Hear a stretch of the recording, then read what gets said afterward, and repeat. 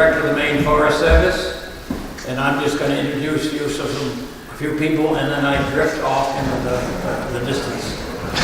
Most of the speaking tonight will be done by our state entomologist, Dave Struble, and also the state entomologist to be, Allison, in a few short days. And there's quite a contingent of state employees here tonight, and you may wonder if we don't have something better to do than drive around the state, and frankly, finding that emerald ash borer in this area of the state, even though it's a small area and attacked a few trees, is a huge deal. You are the bullseye. Take it at either the bullseye or the center of attraction, but you are center stage at this point. First time it's come into this state, devastating little insects. So a lot of people are here tonight because they care. We've got from the governor's office, Mike Beardsley, on that side. And John Bott, who's dancing around, he's got a yellow shirt. He's our communications expert, so be careful what you say. He takes everything down. We've got some local color too. Bill Greaves is here, and Vern Lappy. I think most of you know those two folks. The Vern, show up. Yep, there he is right there. Randy Lacoste, I think he was going to make it in tonight. Yeah, he's back there. They're all very interested. Gary Fish, he's a state horticulturist. And his assistant, Sarah Scully, is here as well. And another entomologist, Colleen Teerling, is here as also. So that's quite a contingent, but the thing is, this is a huge deal. Little tiny bug, only killed 2 or 3 trees, but what could happen to this is huge. And we want to bring that to your attention. These 2 folks are going to tell you some background, and then maybe some options that we can pursue, and then we want to hear from you what you think that might invest your life plans as we go forward with this incident. So we'll let them talk. You want to be interrupted as we go along, or yes? They say yes, good. But there will be a time for you folks to weigh in if you see some things that may be affecting your lives that you think we could make better somehow. So with that, I'll give it over to Dave to start here. Some few of you know, but most of you don't. I'm Dave Struble. I'm the state entomologist. I work for Doug. I'm responsible for the forest insect surveys and disease surveys, forest health monitoring. And then when we find a problem, I'm responsible to try to figure out what we can do and put the resources together to make it happen, and to advise the state forester on what we have for path forward. And I mean, many of you have heard probably about emerald ash borers out in the middle of the country for killing ash. It's been spreading since about 2002. Here, they got it in New Hampshire about 2013. Found it in Vermont last spring. And then here a month ago, they found it in Edmundston, 100 miles from any place known over in Canada. So the 17th they found it, they called us. I had a crew over meeting with the Canadian people to look at the situation on their side of the border, which is just about 500 yards from the river. I mean, it ain't far. And crew went over, had a look. Colleen was one of the people who was over there looking, came back that night, started looking around. By Wednesday, that was a Tuesday. Wednesday morning, we had a suspect beetle descended to the federal government for confirmation. I mean, we were pretty sure we found it, but because there are regulatory implications on it, this is going to change how we do business. It was very critical that we go through all the proper steps, and there's a chain of custody issue. So, said beetle got sent off to, actually it was the grub, wasn't even the full beetle yet, was sent off to the national identifier. We had crews, federal and state crews, immediately beginning to work on this side of the river, where we found it right across the river from the Edmundston situation, right down on the river bank. We have found less than a half a dozen infested trees today. They're all in Madawaska today. The Canadians, who are maybe a week ahead of us on the survey, I mean, they didn't tell us till they got a look at it. But the situation there, they now have like 4 or 5 spots across the river from Frenchville. They got some going up to Madawaska, so they're beginning to see the expansion already on their side from that central core. It looks as though, based upon the kind of damage we're seeing on the trees, that the situation there in Edmundston has been there somewhere between 4 to 7 years. Trees are really going downhill in that core spot. The situation on our side of the border, directly across, it looks like it may have been in the trees 2 to 3 years. Very light population, very little damage. If you were to go out and look for damaged ash trees, the probability that you would come upon them is not particularly high.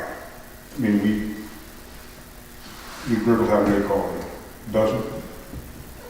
No, we probably dozen, not enough. And so far, you know, you're not just going and just taking any old tree, you're taking trees that look symptomatic.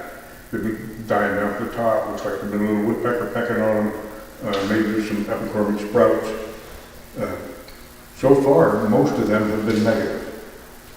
So, I mean, we're still very, very early in our, that's the good news.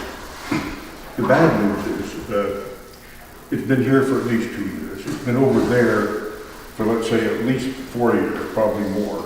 It's already spread across the river to us. It's spread up and down. They don't know, or they haven't said yet why they suspect it showed up there.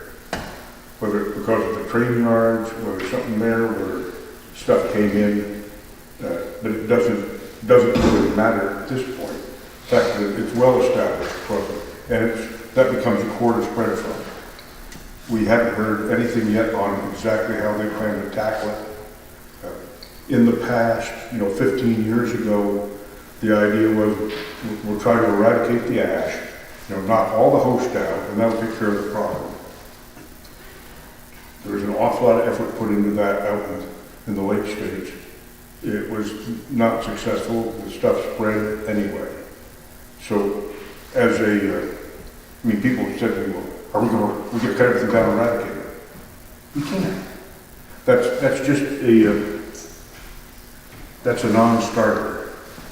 So really about all we can do is to slow the spread, which gives us a chance to harvest out ahead of it, get the good stuff out before there are constraints upon the material. It'll help towns begin to think about replacing their ash in some kind of a reasonable schedule, as opposed to all of a sudden having everything start to die and come down the wires. You got to do everything all at once. It's kind of like the situation they had in the elms. And the elms were dying. They're up in the wires, and the ash was there because we replaced the elm with ash. We thought that would work fine. And it did for quite a while. So that's kind of where we are. I mean, I can talk about what we did what day, but the fact of the matter is, since about the 22nd of May, when we first sounded suspect to about 2 weeks ago, when we knew we had it, it's been surveyed. You've probably seen Forest Service people around. You may have talked to people about, can they hang a purple trap in the trees? Can we girdle some trees? And we're still very interested in that, by the way. So if there's anybody interested in providing some opportunity to do some more intense survey, talk to Colleen. But the reason we're here tonight, and Doug alluded to it, that because we have found it, the state of Maine now has to deal with this in a regulatory fashion. The federal government has got regulations. If we do nothing, they will put the whole state under and will lock down movement of wood. I mean, we can move around in the state, but moving it out of the state becomes essentially extremely difficult. If we, APHIS, which is our regulatory group of the USDA, likes to work in whole counties. Well, I've been beating on them now for about 3 weeks, saying, now, Aroostook County is bigger than Connecticut. When you had an infestation in Connecticut, you settled for a Connecticut county. Well, you can think about something other than a full county here, too. The smaller we keep the area, the more we slow down the rate of spread, the less impacted the population is. Now the downside is if you're on the inside, and if you're here, you're on the inside, if the constraint is going to be upon the local people, and how do you move your ash? There are ways to move it, but we set up compliance agreements. It's going to have to go certain times a year. It's got to be handled in a place that is signed up to receive it. They've got to clean up the mess before spring comes. You know, it's that kind of an approach. The other big issue is firewood. Any firewood that's been processed is quarantined item by federal standards. It can't be moved out of the regulated area unless it's been heat treated. I know there's a kiln down in Fort Kent. I don't know if there's any kilns here in town. Maybe something to be thinking about as we figure out where we're moving forward. But this is kind of serious for anybody that's got a firewood operation here in town and is trying to move material out. Right now, what I'm advising Doug, and it's my advice, he doesn't have to take it, but I'm, based upon my discussion with the federal government, I'm suggesting that we quarantine Frenchville and Madawaska, just those two towns. And the reason Frenchville, although we have not yet found the bug in Frenchville, the infected trees are less than 200 yards from the border. And if we don't, I don't want to keep adding to this every 15 days, you know, we're going to put another thing. We're almost guaranteed we're going to find it soon. The question is how much bigger, I don't know. Any regulation being put in place right now would be temporary, be what they call emergency order, stop moving.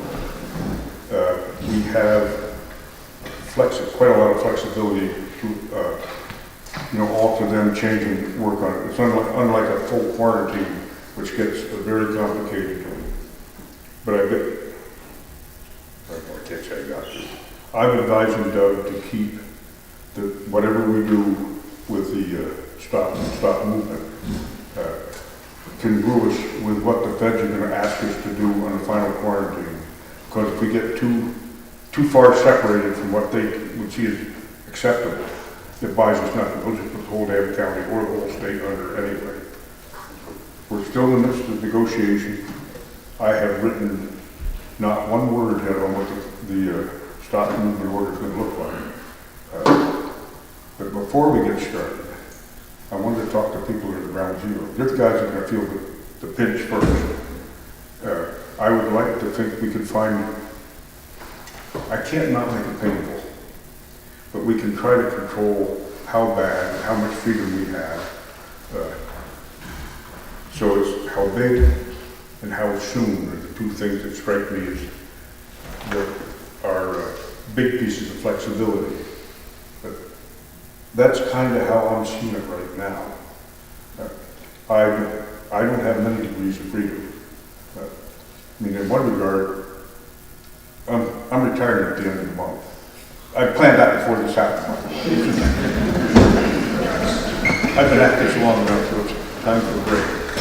Allison is going to take over as acting, so she gets to listen to all of my explanations and lines, and she can end up owning up the bus clears. So that's kind of where we are. What else do you want to know? And what else do you want to suggest to us? I mean, I'm here to listen. You don't need to listen to me yap all night.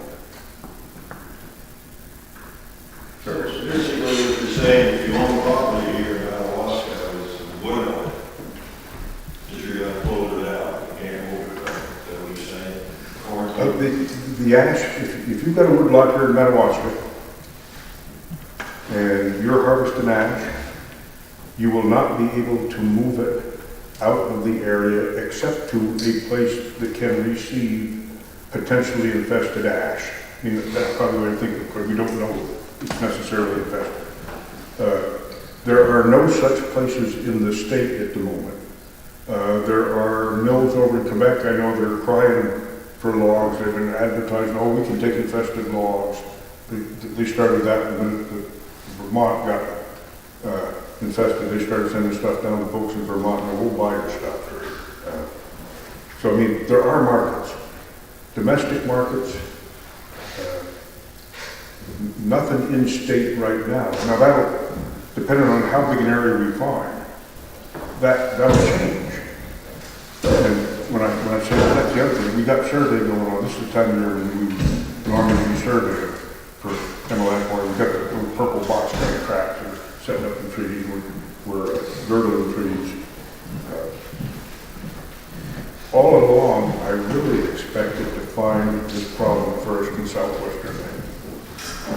That's where the big population is, New Hampshire, Massachusetts, spreading into the southwest. So you can kind of focusing on this is where this thing is going to happen. Well, it didn't, but it could. I mean, within a few weeks, we may find that we actually have an infestation down, let's say, around Sebago or York County. So it's, you're first, but you sure as hell are not last. But to his point, if he's harvesting wood and woodlot, that's spruce and fir and pine and poplar. And that can all move. And there's no ash there, or there's ash there, but it's in a ravine and you can stay away from it, you can keep going. Yep. So it isn't like no more wood cutting, you just have to be very careful about not commingling ash with other products that you're going to be moving. Yeah, mixed hardwood pulp, you want to be very careful. That gets to be a real problem when you're out there with a fellow bunch and you're making a trail and anything in front gets cut, it gets out of the way, and there's a few ash in there, then you're in trouble. You know, that's the places that is going to be more difficult for folks. Who regulates that? I mean, how do you plan to regulate it? Should it be self-regulation? Is that what you're saying? I'm sorry, I'm deafer than hell. I didn't. I guess what I'm saying, as far as regulations, what you're saying, is There that you want to quarantine the ash. yes.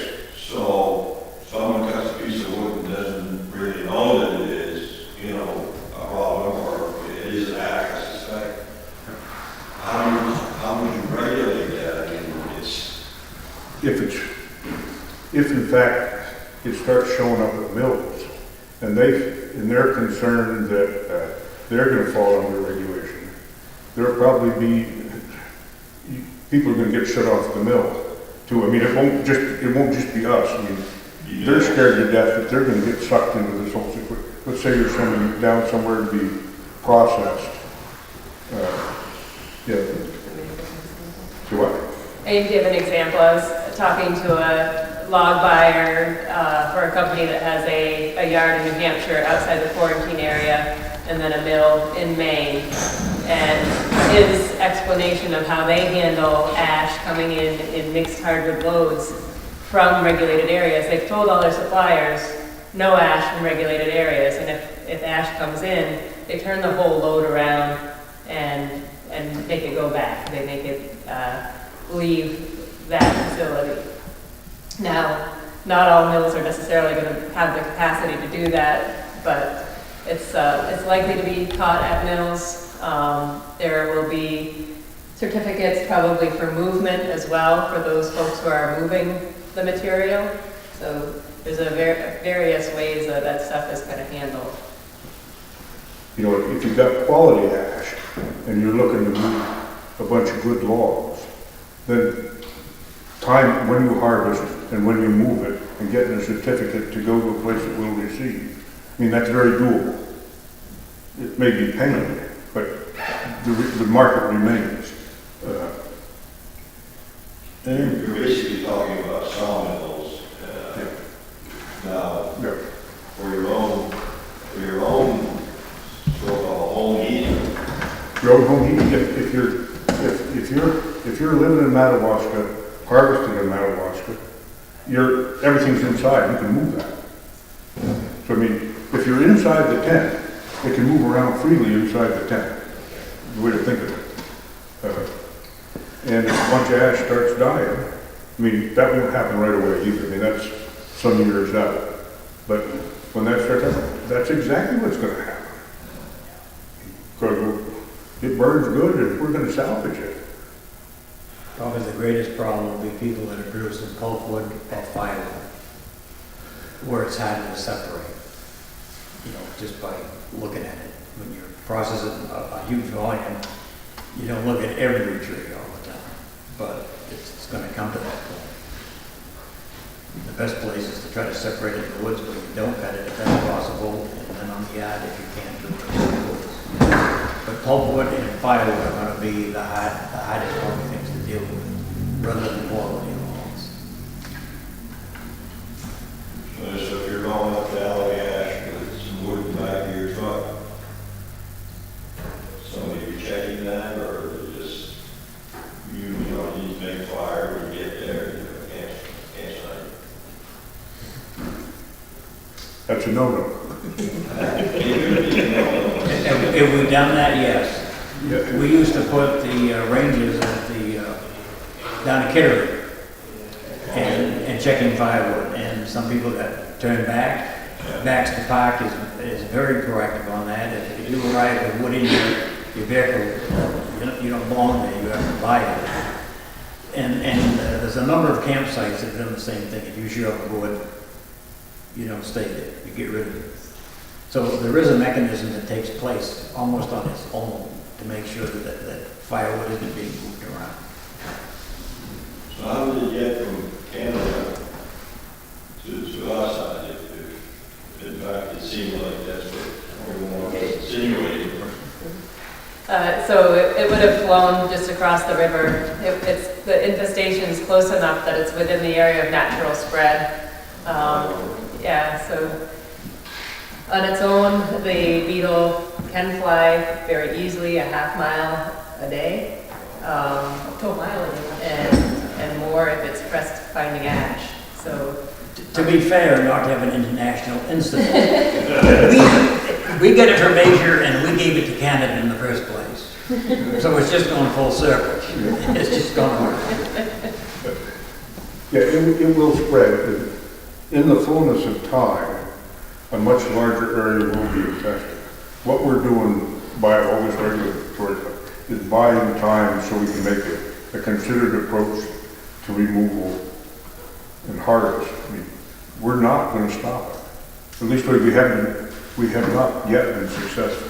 There's a tremendous amount of research going on out in the Midwest, right there at ground zero, in North America, looking for natural controls, other things. Can we find resistant ash? Can we find pests, parasites and predators that feed upon them? And there is some success. But that success is not going to get here early, and it certainly is not a silver bullet.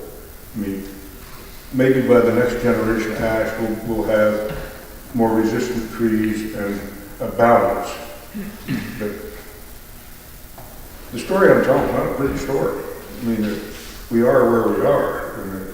Dave has indicated to you that I'm the one that makes the final decision, but I have not made it and had no intention of making it until we came here and listened to you folks. And then we're going to have to make it. And there'll be some pain, no question. But it'd be nice to know how we could mitigate that as much as possible. If we could hear from folks that will be probably on the cusp of this, and those are the folks producing hardwood, pulpwood, and firewood. That's where it's going to be the tightest.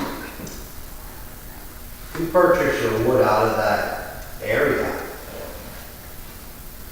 is it still quarantined if it comes out of an area into your, like we got a firewood business in Madawaska, our wood doesn't come from Madawaska, it comes in all areas outside. The feds are not going to see that. Once you get in the tent, all of a sudden you're infected. That's going to be their. Now, if you've got a way to do your processing, let's say in a gravel pit up in Santiago somewhere, and move it. If you've got a bunch of stuff right now sitting on the ground, and you've got customers for some of the wood you've got today, before he writes the paperwork, I get that stuff delivered. I mean, that's not high-minded, but it's no more infested today than it was 2 weeks ago. Right. So yeah, it's gonna be a problem, and I'm a little bit reluctant to say, oh, just move your operation, you move it down to Santa Gat, tomorrow we find bugs in Santa Gat, Well, we're outside of Mount Weston, there in St. David, but close enough, Yeah. just. and like I say, this is temporary. But temporary doesn't mean a week. It could be 3 to 5 months before we and the feds get done negotiating on what's going to be placed. So this will be the law of the land, a little bit flexible, and we got a little more maneuvering room than we do once the quarantines get in place. But unless we find something else right now, probably the stop work order will occur on these two towns, Frenchville and Madawaska. I keep it small. And hope the feds agree with that. And we'd come out with some written instructions for you folks. We don't have anything tonight that you're gonna walk home with and, oh, this is what we're gonna do, because we were trying to find out if you had any insight that could help us. But within, 60 days, we better have this thing done. Or we'll be in trouble with our big brothers. Well, they already told me, well, we might supposed to tell you a 50-mile radius. That's crap. We need to think about what's a realistic area. What's realistic that we can say wood can move in here, and people will try not to move the ash. Best management practices to keep from making it any worse in that area, but it would allow for some movement so you'd have local commerce. Because within 5 years, it'll probably be in anyway. So I'm trying to think of something I can suggest to Doug that is realistic, beneficial, and not overly constraining. And I might be able to get 2 out of 3 right now. I'm not sure I'm getting 3 out of 3. But, so, if people got them down. Wood moves all over the county, upriver, downriver, into the central, England, back up again.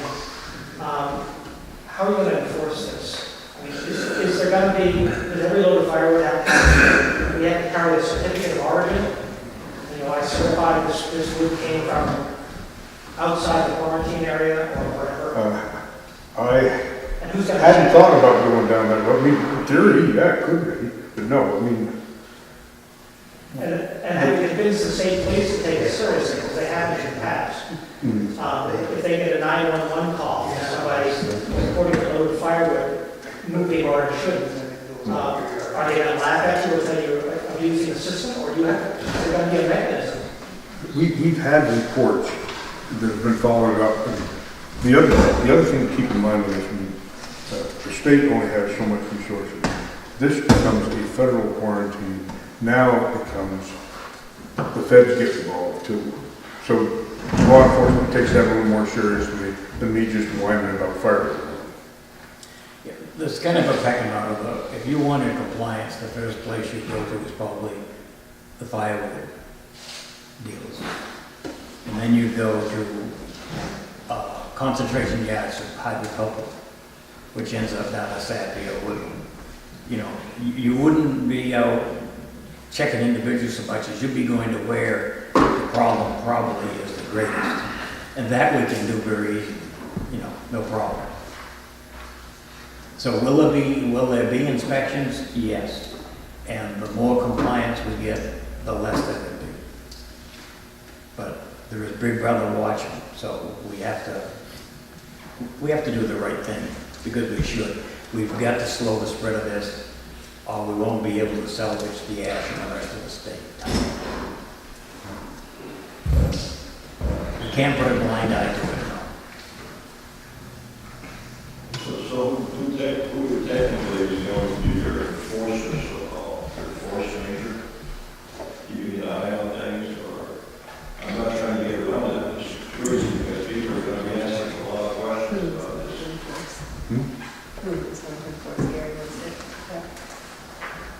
Well, USDA APHIS has an enforcement arm that would have people that would investigate situations, so they have investigative services that would do that.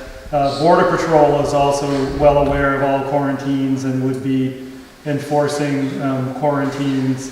And beyond that, there are other staff members, either on my staff at the horticulture program or in forestry that, would be looking for violations and reporting those so that they would be investigated. Every commercial forestry operation, of course, you have to put a notification in.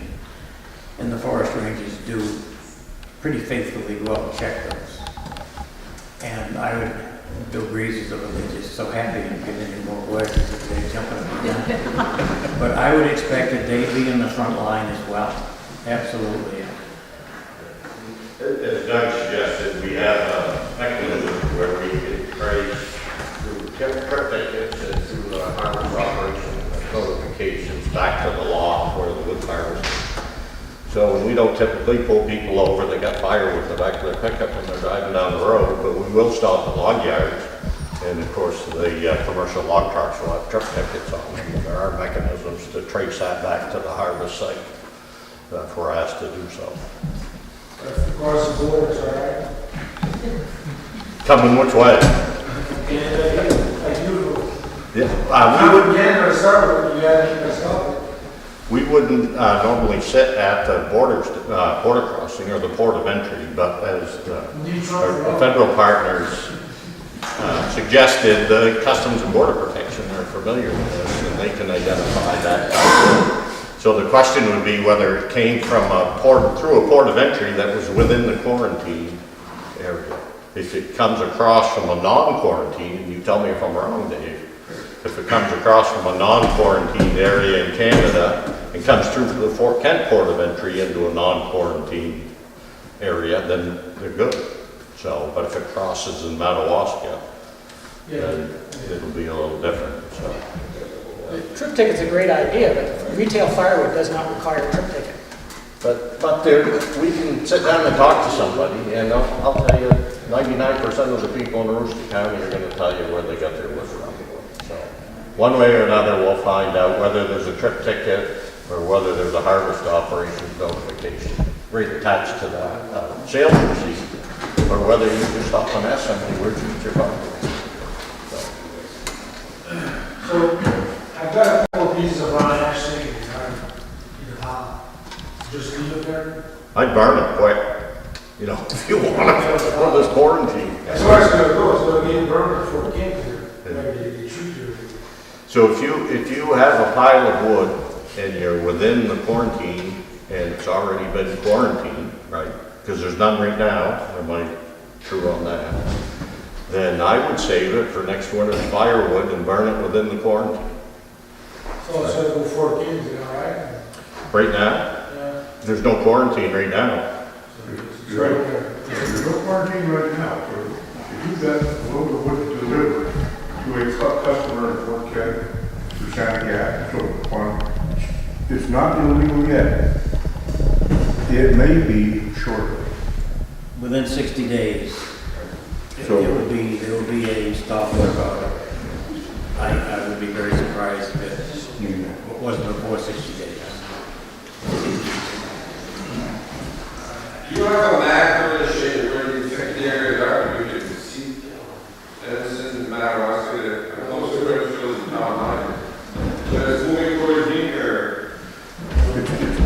The map of where it is right now, as we know, it's down along the river right now, up on the Frenchville side. It's a small area, On the Madawaska side. less than a square mile, Yeah. where we found anything so far. In terms of where it's moving, we don't know. I mean, we just got a snapshot in time right now. So it isn't until we begin to get the trap results back in later this summer that we'll get a better figure. But it's not likely to stay put. Let me put it that way. So, By DIT or It's right near the Frenchville town line along the river. So right on, I mean, you can spit into the river from those trees, and then in town a little bit as well. Yeah, it's also moving up some of the streams that empty into the river in that area. So the quarantine areas, are you using the municipal boundaries to define those areas, or are you gonna have specific? So the question was, is the quarantine area going to use municipal boundaries The proposal for this original would use municipal boundaries. When it goes to a federal quarantine, it's not likely to be acceptable that it be just two towns. Okay, it's a two-part question. City of Allison, we consider those separate boundaries, or city is part of Allison? It's St. David's part of Madawaska. I doubt if they're gonna let us split Madawaska. It'll be the whole, well, in terms of this current temporary thing, it's simpler to just use a town-wide boundary. As we get further down and to begin to draw something far more permanent, it might be Route 161 down to such and such or whatever, something, it may be different. I'm not certain that the federal government will accept that. I mean, they are beginning to say, well, yeah, we probably could split the county. I mean, that's the way they're talking right now. But Lord, if you put the whole county in, all of a sudden we're gonna have a hard time moving wood out of all of Northern Maine. So we're pushing back, trying to keep it as small as possible, because it can always grow. But once it's in, the feds will never let you shrink it again. I mean, they're not saying this is eradication and then you can back it down and it go away. They tried that for 10 years, and they've written that idea off. So the whole concept, start small, it may have to creep, which may make it easier for markets, local markets for things like firewood. I don't know where it's going to end up. I mean, that's one of the reasons we're talking about. I don't have the answers. I just know that we're going to need to develop them. And I know what the feds have told all the neighbors. I know what they've told me. And so we'll be looking at a multiple town area in the quarantine for the federal government. I see it'll be bigger than what we're talking about right now. I'm pretty certain of that. I don't see the likelihood of it being, yes, we'll accept if you got the stop work order. I don't believe that. Whether it's going to go clear, whether they're going to say we'll accept over to Fort Kent and, down 161. I mean, I don't know. But I'm pushing to hold it small. What is likely is the feds will want to push for a larger area, and so what Forest Service and is really trying to do is trying to push back against that proactively to say no, it's a much more confined area.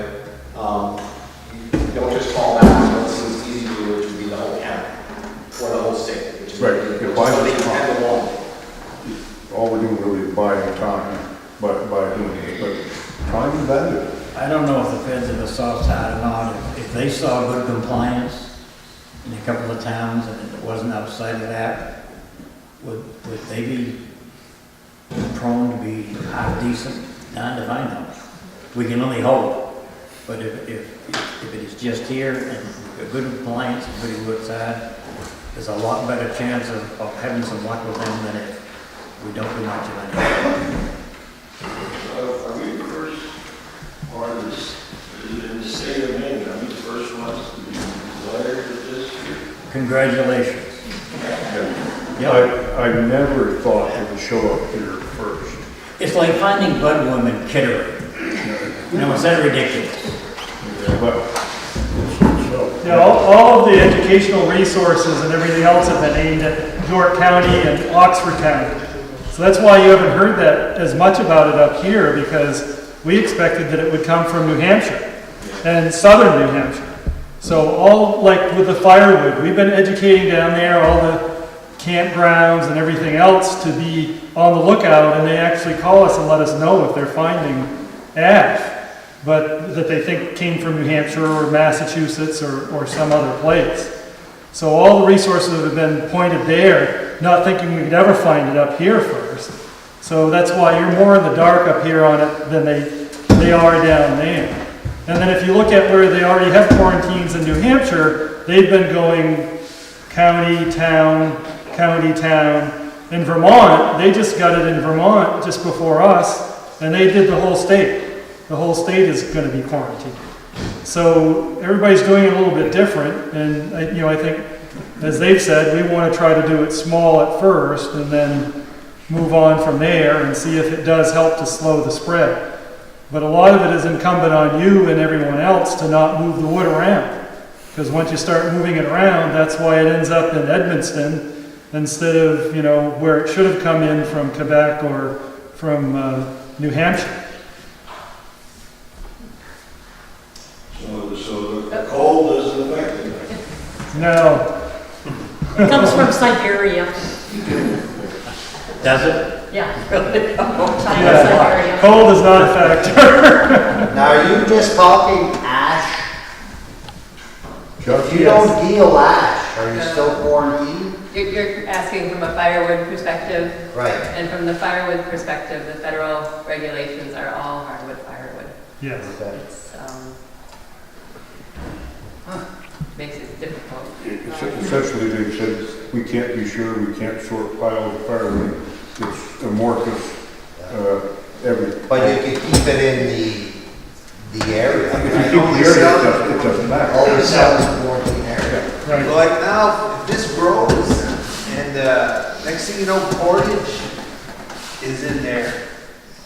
And then you get a chip plant there, you get wood products. Can't move it, yeah. So they won't be able to sell they wouldn't. So then they won't buy it. Yeah. Any of it. Well, they could still move hardwood, they couldn't move ash. Yeah, but once it's all chipped and, Well, that's, There are requirements on the dimensions of chips, so they have to be 1 inch minus, so less than an inch in 2 dimensions. And then so there's a possibility to move once they're chips. that size, they're no longer regulated. They're considered free of risk of moving emerald ash borer. That's a small yeah, chip. bigger than one. They'll be. That seasonal bug is So was the question, is it a seasonal? more active this spring and in the winter dies down and you're not worried about it. Yeah, so it is around year round. What happens is the adult comes out around this time of year and they'll lay eggs on the bark of the tree. The larva will hatch from the eggs and will tunnel beneath the bark and it'll feed in that layer between the bark and the wood. And we actually do have a sample back there that shows some of that feeding damage. And then usually in this area, it takes 2 years to complete development. And so the larva will be in that tree for 2 years before the adult pupates and comes out of the tree. And it comes out of the tree, like I said, right about this time of year. Down in southern Maine, if emerald ash borer is there, it should be flying now. Up here, we're maybe a little bit behind, not quite yet. If somebody has a law within the quarantine area, they just do these 2 comments and they wanted to participate in this beyond the quarantine. Are there going to be recommendations to harvest or not to harvest or what they can do with their wood in addition to a quarantine area to help? Right. So Bill's question gets towards woodlot management. So if I have ash, is that? Correct. Yeah, if you have ash, what should you do? And I don't know if we have any more, but on the back table we had some information sheets for landowners, and that starts to kind of break it down. A couple of our district foresters are here. They can help to provide some advice for management of ash in the face of emerald ash borer. I mean, it's something that if you rely on ash as a resource, regardless of if you're in the quarantine area or outside of it, if you're down in Bangor or wherever you are, if you're in North Dakota, you should be thinking about ash with the future of emerald ash borer, because it is something that is inevitable in reaching an area. And so we don't recommend that you harvest all ash. Emerald ash borer will fly farther if it doesn't find ash. So if you harvest all ash, then it spreads more rapidly. The other thing is that there is some resistance in the ash population, very minimal, less than 1/10 of 1%. resistance or tolerance of feeding by this insect. So there's a possibility to have ash continue on the landscape if we preserve some of those stronger individuals. And then finally, we also have the potential to bring in some wasps that can help minimize impacts of the beetle by eating the beetle inside the tree. And those wasps actually need to have ash on the landscape in order to work. They need to have emerald ash borer infested trees in order to survive. So there's a number of reasons not to just go out and harvest all your ash.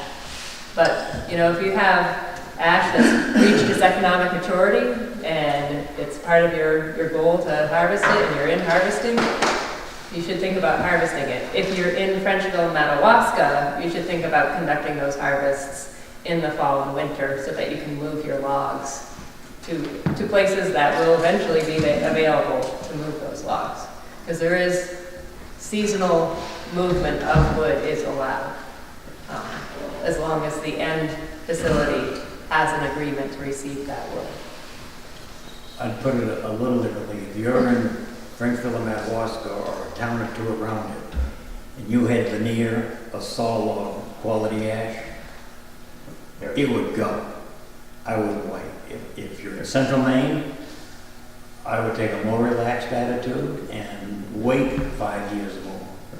But if I was this close to the river, and I had some real valuable ash on my property, I think I would get rid of it. No. Are we saying the same thing, Allison? But once the stop work comes into place, or stop movement, there's gonna be a problem for people inside that area, except during the shipping period in the winter. But I mean, there's still an opportunity. It just gets to be a bigger pain because the timing gets to be an issue. Where are you gonna sell it? Where's it gonna go?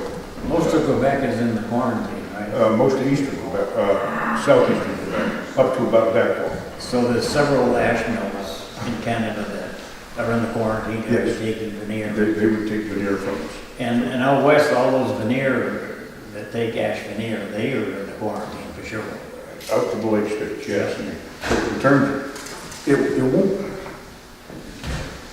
it's not a problem about marketing ash product. I mean, there'll be markets for it. And in the fullness of time, as more of Quebec gets in, and more of New Hampshire gets in, southwestern Maine gets in, our markets will open up back inside too. So if you're into gambling and you think that, you know, that we're going to have a good deal of the state under regulation within, let's say, 10 years. I'm guessing within 10 years, most of the state of Maine will be under regulation. It may be as little as 5. You actually aren't going to start seeing a whole lot of growth impacts until about 5 years after it's been in an area. So it's going to be 5 years before even right in that little core spot, right in here on the border here in town, is really going to start to see growth loss and begin to see dieback. By then you may have markets right next door. The freedom to move may be far better, and it may not too. It's told you I didn't have a good answer. Remind us for bulkwood and not the sawlog made in dirty wood, bulkwood, mostly ash would be a bulkwood tree.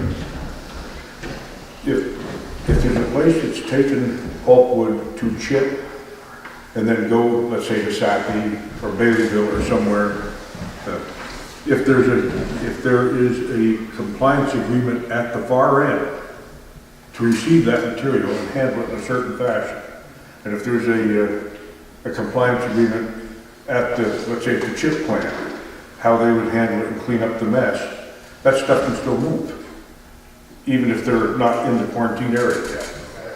But I mean, there's a bunch of paperwork. This isn't going to happen automatically, but we're trying to build a product so we're not bringing a stop to, I mean, trying to keep commerce alive here. God knows, markets ain't that good right now. Yes, ma'am. for continuing to look further upriver, further downriver? Not because you don't want to find it, but are you continuing this? Yes, we're looking up the other side of St. Francis. All up and down the river from, St. Francis to, down to Hamlin, where the river is the border. And we're, because we think it will be moving up and down the river, possibly before it starts moving inland, or a little bit faster than it moves inland. And then, That's happening in the next month. we're doing it now. We have tracks up. So that may affect this.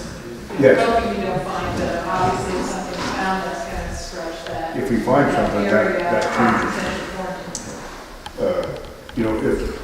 If anybody here, particularly if they're outside the known regulated area, or the known infested area, is willing to offer up some low-grade ash trees to girdle, because they are very attractive to the beetles. Talk to Colleen, I'd like to have a better sample right now, because it will play well with the feds. If we are working hard to determine the user's delimit, we've detected now, can we put our arms around it? This is where we know we have it. It makes a much stronger case than saying, we don't want to put everything in, we just want to put this in a little buffer, whatever. So anybody, or if you know of anybody, for God's sake, talk to us. We're in this together. I can use all the help I can get. So this wood you're talking about is near Madawaska, or in that area, it's close to the river, right? Broke down, that we know of. So if you want to get rid of it, how do you do it? Let's say an example, are you able to cut that close to the riverbed? Or do you have to have a permit? Because if you want to get rid of it, you want to get rid of it soon. Well, I don't know that eradication of the ash will make the bug go away, number one. You do understand that every time they try that, all done make it spread faster. So thinning it down and getting the quality out there, that's fun. But trying to take everything out, you remove the food source so they fly further. On the river, it's probably some harvest.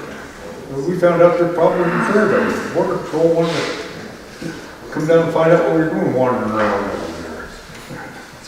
So do we primarily have areas that are more susceptible to ash trees than other areas?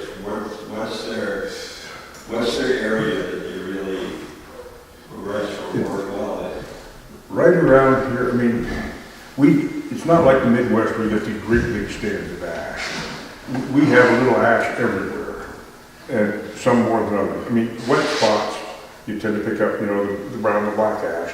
The white ash, you might scatter it all through the hardwood stand. And in the street trees, there's been all kinds of ash planted when when the elms died and they replaced them. There was an awful lot of ash that got planted. Presque Isle probably got 30% of the stock. Driving around Madawaska and Frenchville today, what I saw was mostly brown ash, and it was along the streams and of course down the road. You go up on the high ground, and it didn't seem to be much white ash. I guess there's more white ash as you go west from here. But it seemed to me the brown ash predominated, and it was along streams, on the nice wet deep soils, and along the road. So it seems to be somewhat localized. It will make it easier when you go and cut. It won't be in your face all the time, from what I can see. Either one's susceptible, ash, brown, white, whatever. Yep, loves them all. And Will the Forest Service consider granting variances so that if the area is regulated in some way, the landowner can harvest beyond what the rules would typically allow? Say Forest Practices Act or statewide standards, will variances be granted for areas in the quarantine area? Yes. Doug says yes.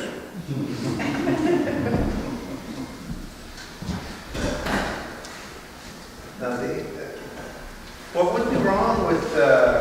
quarantine the whole state, and then you can move wood throughout the whole state.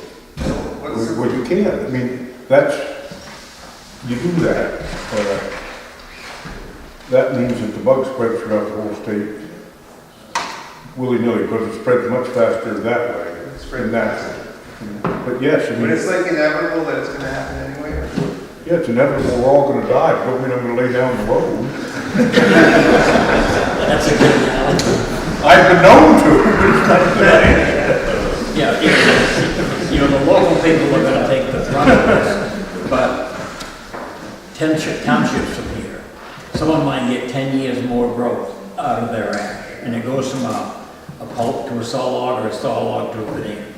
That's what we're trying to have happen, to extend out that time that we can get more quality out of those ash streams. But in the end, yeah, it's just like the elm, in the end, you're gonna lose. Don't get me wrong. Well, I mean, Gary, I think you mentioned Vermont. In Vermont, now they've got, all of New York is now regulated. And they found, so their whole western border is infested. Up in Canada, just north of it is infested. Southern New Hampshire is infested. So there they were, surrounded on three sides, and they find it right dead center of the state, up around Mount Pilgrim. And they look, and I don't think it was 500 acres, but it was right on the corner of 3 counties.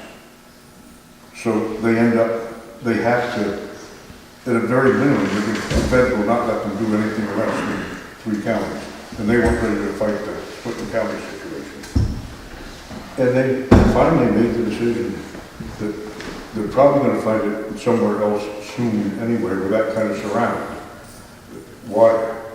Why have the hole in the donut and outside the donut, all you got left is a little area 20 miles across, uninfested. They put everything in. But now that's a spatial distribution of just 20, 30, 40 miles. I mean, the situation up here, we're 100 miles from anything known. I mean, think of us as exactly the same as the Edmundston. It's all one infestation. We're on the infestation on this side of the border. We have the unfortunate line in the middle. But that's still 100 miles from anything we know of over on the river in Quebec, over towards Quebec City.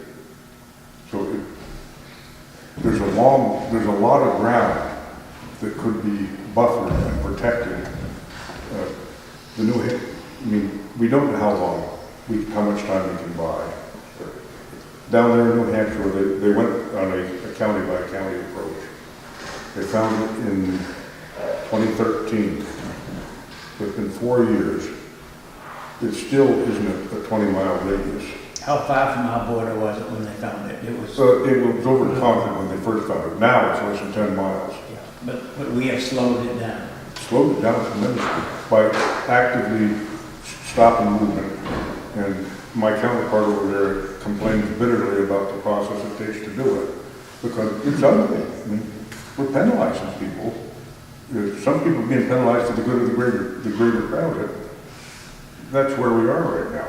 But they definitely are seeing a benefit.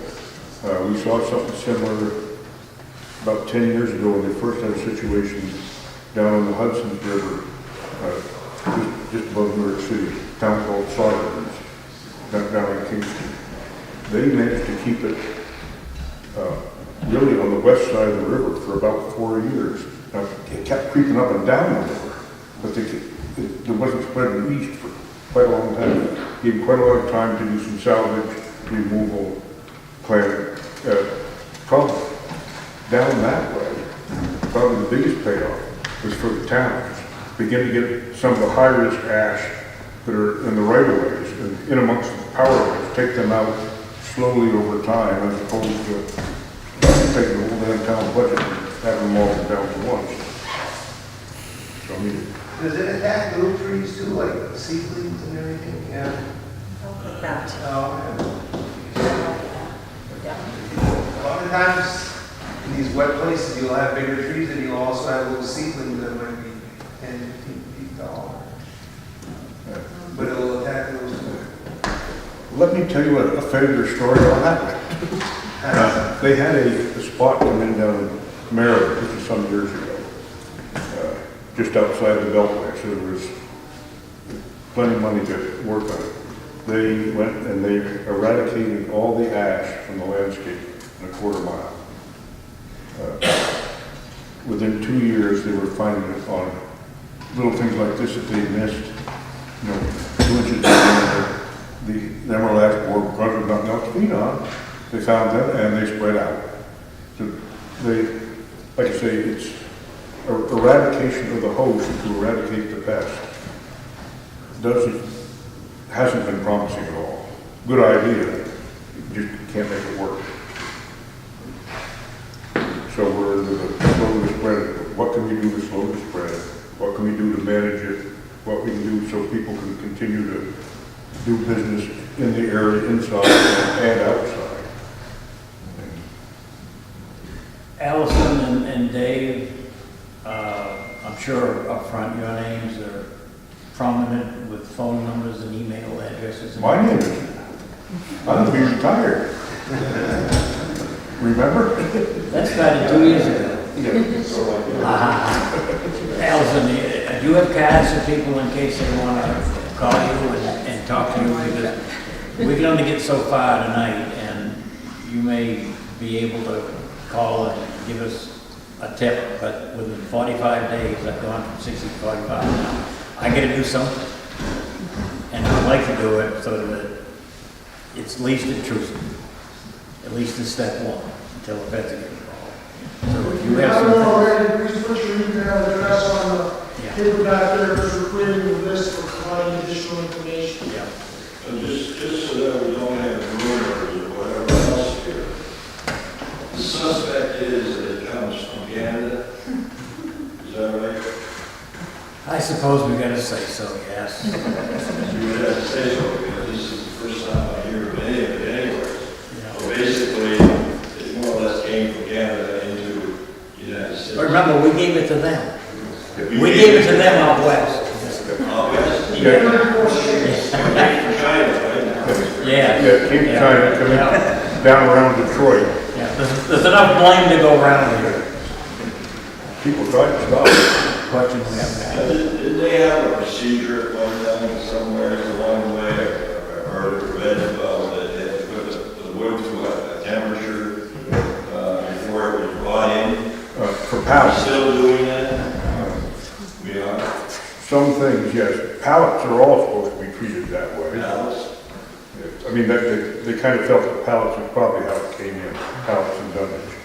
Yeah, there's very specific rules on solid wood packing is what they call it. So solid wood packing either has to be heat treated or fumigated, and that's hopefully stopped some of the spread of some of those pests that have come from Asia and Europe or other areas. But of course it's never 100%, but I think it's probably better. And like they were saying, this started in Michigan. So it started in Michigan, spread over to Ontario, came, around that way. Who knows where they got it from in Edmundston. Maybe it was somebody that came through Maine that gave it to Edmundston. We don't know. No way of knowing. No. What about biomass? The quarantine area, can it be shipped outside the quarantine area? Somebody comes to a lot, they ship up the rancher tops, cull trees. It'd be a case of the size of the chips, or it would be, once again, a timing situation. It was done a certain time of year, going and it would burn up within a given period of time. I mean, as a concept, yes, that would work. Let's say it's harvested in the winter, it's chipped, it gets out there, goes over to Fort Fairfield, wherever it gets stuffed in the burner, goes up in smoke, and it's all cleaned up before the spring flying season. That shouldn't be a problem. That shouldn't be any problem getting a compliance agreement built for that kind of situation. Yes, sir. When you guys go to beds, are you going just quarantine, or are you increasing guard traps? Are you concentrating like the Machine Gun Valley and Teerling as you go south? Like a plan like that, is that something we want more guard traps, more testing? Or is it just a quarantine? And we just send them paperwork? So for this year, year, the traps have already been allocated to the different states. That happened back in December of last year. We got some special money to put extra traps in areas that were adjacent to, at that time, the Quebec quarantine area. Those we have concentrated up in the St. John Valley, but we only have 250 traps for basically most of Maine. So there are some scattered in other areas as well. Where folks can help out really is with trap trees. We have some information at the back. Again, if it's out, then we can get additional information to people. Those are as effective as the traps in luring in the insect, and so they're a good way to look for it where we don't have the resources for trapping. And then next year, we'll see what happens as far as trapping resources with the new situation. But for this year, that was already all parsed out well before we had any inkling that emerald ash borer was here. Yeah, but the feds have allowed them to do some shifting. Yeah. So we're trying to focus here on the known spot, but we have not inundated the area. We've intensified the trapping, but certainly not as much as could be done. Those traps they're not perfect anyway. Their drawing range is fairly low, so you didn't think, should we be trapping on a quarter-mile grid or something? It just, we're not there, so it's enhance this year, do the best we can, try to get a better handle on, hoping that they'll give us a better handle on where this is other than where we know it right now. I mean, we know where we know. We don't know where we don't know. Which kind of stupid sound, but I mean, the zeros don't mean anything. So we're in this for the long haul at this point. For the pesticide, you use since it's a small area. Pesticide, you said? Yeah, spraying. Okay. There are treatments you can do on individual trees. Essentially, you're injecting the tree or you're putting something out the roots. Nothing you can spray on the leaves, like you think like an aerial, think like budworm or spray flower. Nothing like that. It's going to be on individual trees. So if you have an ash in your front yard that your great-grandfather planted, which is big and it means the world to you, there's plenty of lot you can do to keep that alive for a long, long time. But it's going to be constant treatment. But you can't do it in the woods. And then I think your question's also getting to the size of the infested area that we know about in Madawaska. And the infestation is a little bit diffuse, and the signs of the attack are very subtle. And so there are likely other infested trees out there that even with intensive survey, you wouldn't pick up. So even going out on the ground with binoculars and looking, for exit holes and that sort of thing, that you just wouldn't be able to tell that they were infested. So, I mean, if it were a tree that somebody had planted and we knew that it came in on that tree, then we might have an eradication option. But the way, since it is natural spread from that larger infestation, it's the horse is out of the barn, I guess. It's not something that we can eradicate from this area. It might be worthwhile to think about this infestation not as just Maine's infestation, but the Madawaska, Edmundston infestation. And it's almost one large infestation, and we're just a segment of it. And it wouldn't be worthwhile to even try eradicating it because it's a bigger infestation and things would just keep moving from other areas across the border, across the river. So what I'm hearing, if we purchase outside the quarantine area, if we are set up outside of the quarantine area, we're still allowed to, but what if our route of passage is through the quarantine area? On the truck and moving and not stopping, no problem. No coffee. No coffee. No bladder stop. Don't give them any chance to light on your way. The fact that the address of your business is Madawaska is not important. But if it comes from outside, processed outside, sold inside or outside, no problem.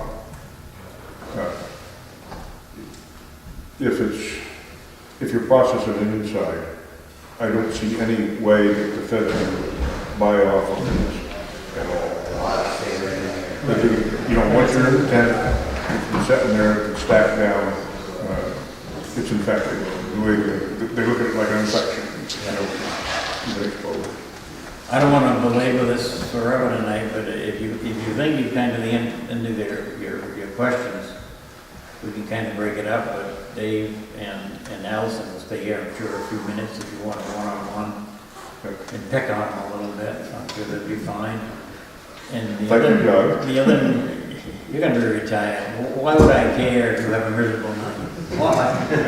Just one more. But if you come up with something you'd like to talk to these people, their names and numbers will be down there.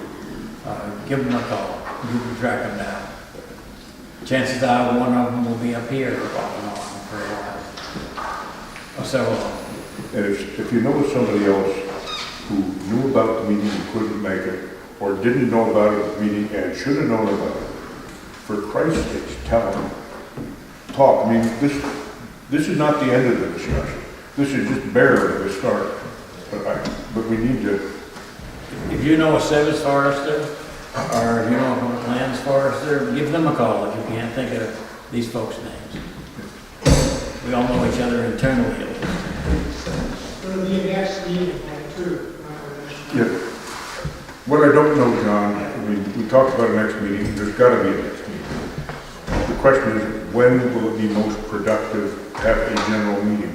My gut sense at this point is that until we'll be changing the lures and the traps, what, a month? End of July. So by then, that'll be the first time we get a chance to start pulling down the traps. Are there any bugs in it? So there's a possibility by the end of July, we may have a whole another little spots of it's infested here, it's infested here. I'm thinking that the next meeting will be end of July, first part of August. That'll be the 45 days and kind of we're well into this.